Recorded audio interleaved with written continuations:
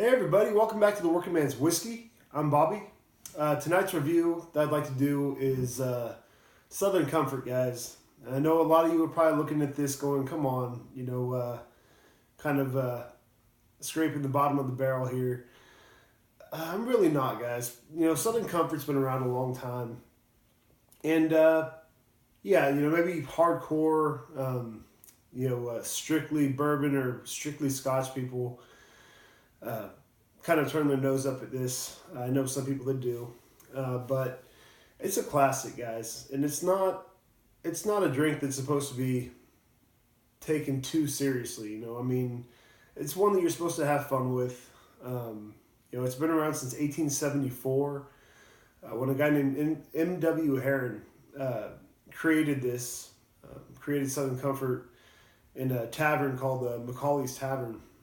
In kind of near the French Quarter and in New Orleans, Louisiana. So anyway, back then, it's funny, guys. Recently, I found out that that there wasn't real whiskey in this.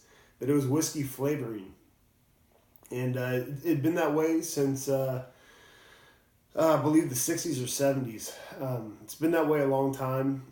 It was originally created with whiskey, with bourbon at the time that M.W. Heron, he'd take some of the harsher whiskeys, I guess. I'm actually just taking this from the back of the label right here. It says, in 1874, M.W. Heron took harsh whiskeys of the time and mixed them with his own blend of fruit and spices to create a whiskey that could be enjoyed comfortably. Since then, Southern Comfort has been spreading the soulful and vibrant spirit of New Orleans. So, yeah, he, at the time, whiskey was pretty harsh stuff back then, guys. A lot of it anyway. And some of these guys would kind of doctor it up. Like I said, fruit and spices for this one. And, just made it drinkable. So anyway, he made it with real whiskey back then. And one of the reasons I want to review this one tonight, guys, is this was sold. Southern Comfort was bought by Sazerac last year. And when Sazerac bought it, they said, we want to go back to what this was meant to be. We want to start putting whiskey back in it. So they starting this year, I believe either summer, I think around summer this year, they supposedly started putting whiskey. I think probably Sazerac's base bourbon, but still they started putting whiskey back in Southern Comfort. So that's kind of good to hear, guys, because when I found out that. In my early days of whiskey drinking, I spent some time in North Carolina with my family, and my aunt always had a bottle of Southern Comfort in the freezer, and now, all these years later, my aunt's gone, and so there's a little bit of sentimental value to me as well with this stuff. And I'm glad that they're using whiskey again, putting whiskey in this product. And guys, that's I don't want to get stuck too long on this introduction before we try this out. As I said, it's one that you're supposed to have fun with. Don't take it too seriously. It's one of those drinks that you can sip it around the campfire. Take it camping with you or whatever. That's what I like to do. I drink bourbon usually by the fire, but I've been known to drink a little bit of Southern Comfort as well over the years. This one I don't want anything too serious. When I don't want to waste something good on on an outing that I'm probably just going to be having fun. A little too much fun anyway. So. I'd rather save the good stuff for when I'm just relaxing and sipping at home. So anyway, Southern Comfort, guys. This is 35% alcohol by volume, which is a 70 proof, and it says spirit whiskey with natural flavors and caramel color. So they do add color to this, but it's nice that, as I said before, the whiskey's back in this. And yeah, this is just classic stuff, guys. It's, take it for what it is. Yeah, I'm not a big fan of the flavored stuff. You guys know that. I'm not a big fan of flavored whiskey, but with this, you can mix it with Coke or any kind of soda you want. Juice, there's a pretty famous cocktail made with Southern Comfort called a Scarlett O'Hara, after the character in Gone with the Wind. And Scarlett O'Hara, the drink is made with Southern Comfort, cranberry juice, and lime, fresh lime. So it's a nice little cocktail to try out, guys. So if you want to do that, go for it. Take this any way you want. You can do whatever you want with this and not feel bad about it. I mean, we're talking $10 a bottle right here, $10 to $12 a bottle. So we'll not spend too much time on the color or anything because they add the color to it. It's nice caramel color.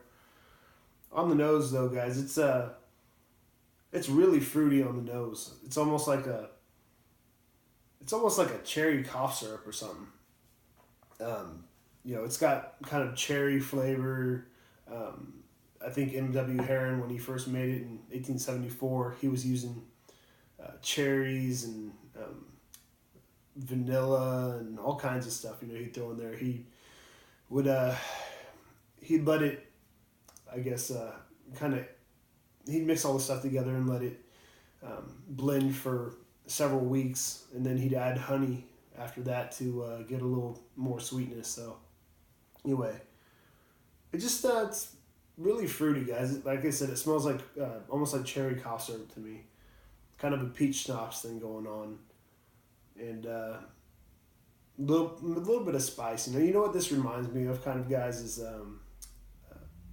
if you guys have ever had like fruitcake around Christmas, the little pieces of fruitcake. The joke is that it's the same piece that keeps on getting passed around. But yeah, I grew up. My grandma likes the fruitcake around Christmas time, and so again, that kind of has a sentimental kind of value to me. I'm not big on a lot of sweet things. I'm not a big dessert guy, but there are a few things that just give me good memories. So let's take a taste.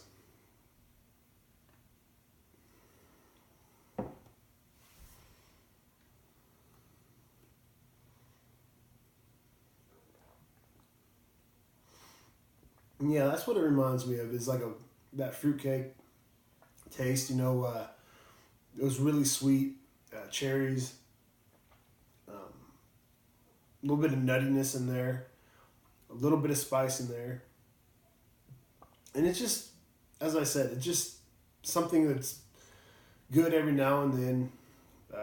Whether you want to mix it or just drink it straight. But don't take this one too seriously, guys. Take it for what it is. I'm taking it. I think you should drink everything for what it is.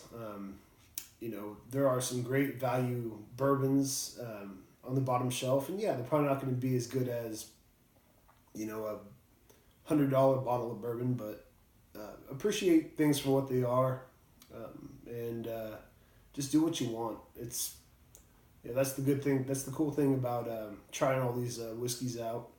And this is definitely one of those whiskeys I guess you could call it whiskey now that they're putting whiskey back in it. But it's one of those budget things, If you don't have a whole lot of money, Southern Comfort it's cheap, $10-12. So that's it for this one, guys. For a rating, I mean, it's, as I said, I paid $10 for this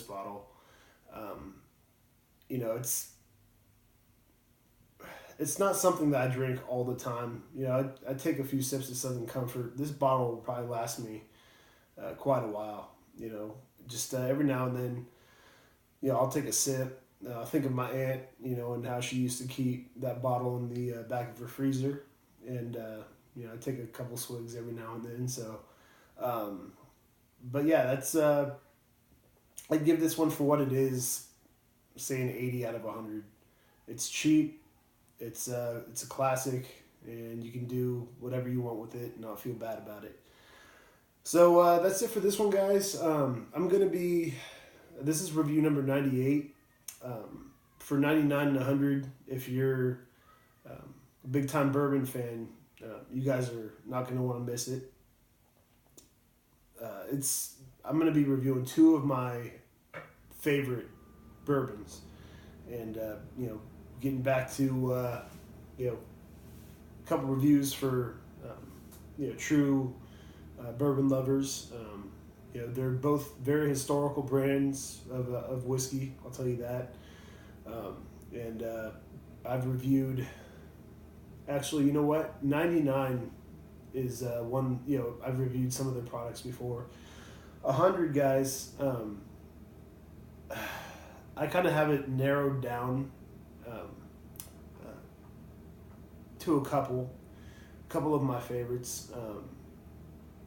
One of them would be the E.H. Taylor Small Batch, and the other would be Booker's from Jim Beam. Probably it's the most expensive of their small batch line, and it's the only one I haven't reviewed yet. I love Booker's. It's one of my favorite whiskeys of all time, but I don't buy it all the time because it's a little more expensive. It's around here. It's about $60, $60 to $65. So.